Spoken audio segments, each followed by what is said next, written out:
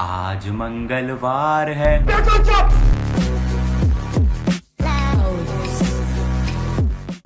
मेरी जाने मन बचपन का प्यार मेरा भूल नहीं जाना रे सच्चा मेरा प्यार है जान तुझे की है।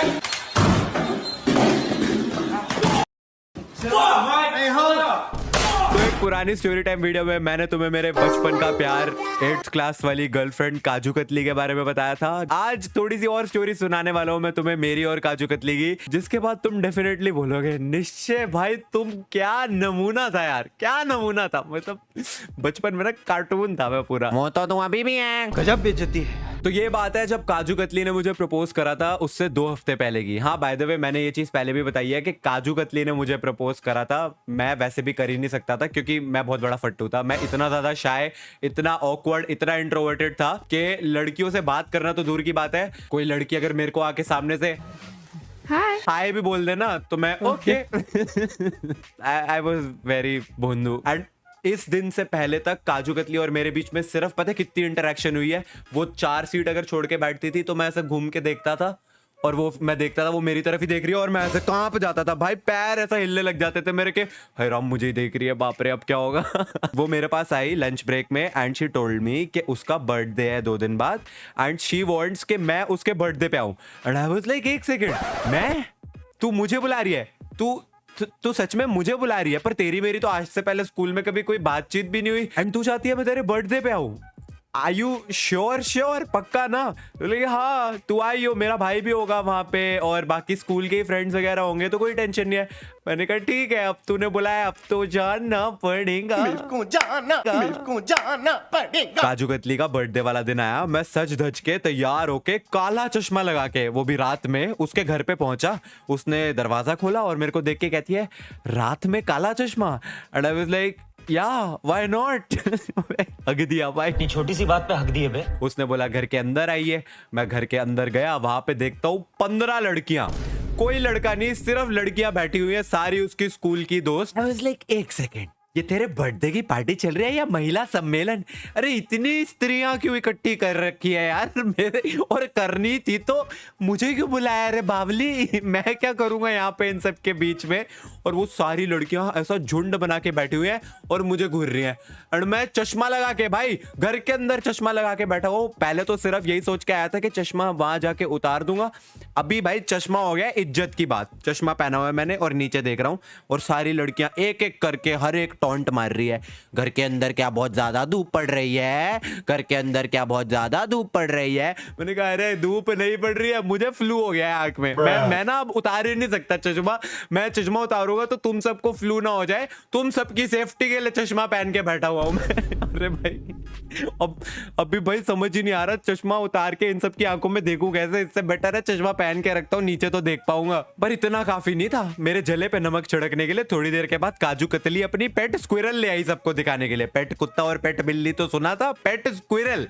और मेरे मुंह के सामने रख के मुझसे पूछ रही है कैसा है, प्यारा है ना? लाइक बहुत अच्छा है पर मेरे से थोड़ा दूर करो इसको। अरे मैं डरपोक होता था भाई, मेरे को ये पेट्स वगैरह से बहुत ज्यादा डर लगता था। वो पेट स्क्विरल देख के मैं उसको हाँ इसको मेरे से दूर रखो। और सारी लड़कियां मुझ पे हंस रही है, साला और झंड हुई मेरी। बस इससे ज्यादा इंसल्ट मेरा कोमल मुलायम दिल और सहन ना कर पाता।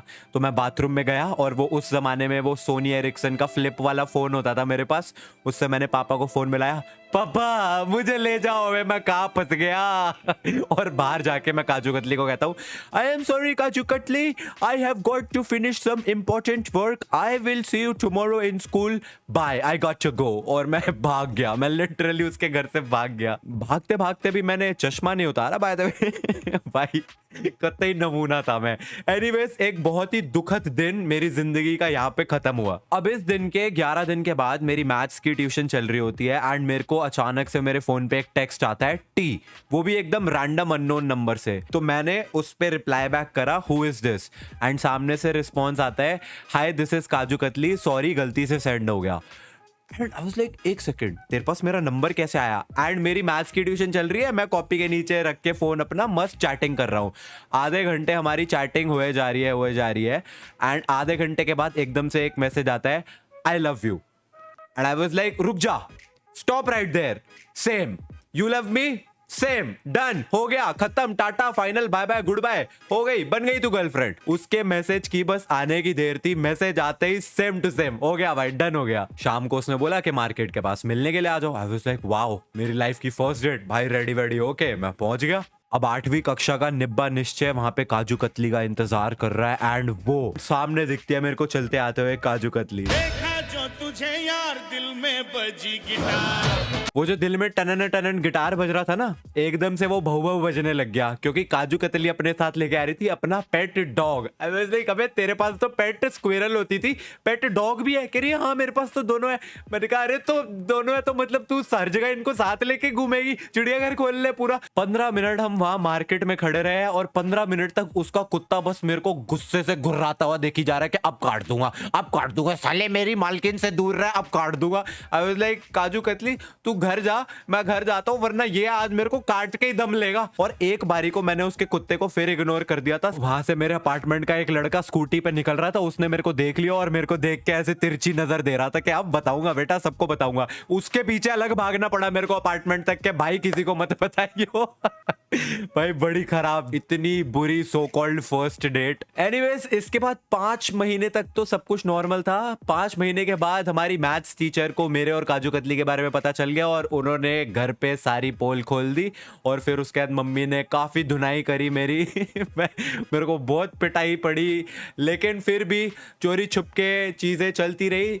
ऑलमोस्ट 6 महीने हो चुके थे रिलेशनशिप को एंड काजू कतली जो है वो बस से घर जाती थी एंड मैं सेल्फ स्टूडेंट होता था। तो वो बस से जा रही थी एंड मैं नीचे खड़ा हुआ था एंड उसने एक लेटर फेंका मेरे लिए एंड उसने ऊपर से चिल्ला के बोला कि ये लेटर को पढ़ लियो। मैं बहुत ही शातिर, पहले मैंने वेट करा कि उसकी बस चली जाए, उसके बाद मैंने आराम से लेटर उठाया। अब मुझे पता था लेटर उठाते कि इसके अंदर उसने ब्रेकअप के बारे में लिखा हुआ है क्योंकि हमारे बीच में चीजें अब उतनी अच्छी तो चल नहीं रही थी। मैंने देखा अंदर उसने 8 से 10 हजार लेटर्स का पता नहीं क्या पूरा भयंकर ऐसे लिखा हुआ है जिसकी लास्ट लाइन में उसने लिखा हुआ है ब्रेकअप। मैंने सिर्फ वो लास्ट लाइन पढ़ी और लेटर को फाड़ दिया और वहीं पे फेंक दिया।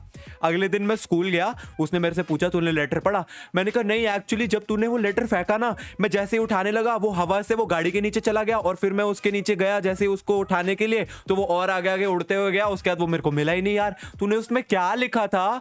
वो मुंह पे बोल ही नहीं पाई और मेरी इस टैक्टिक की वजह से हमारा रिलेशनशिप 2 महीने और चल गया।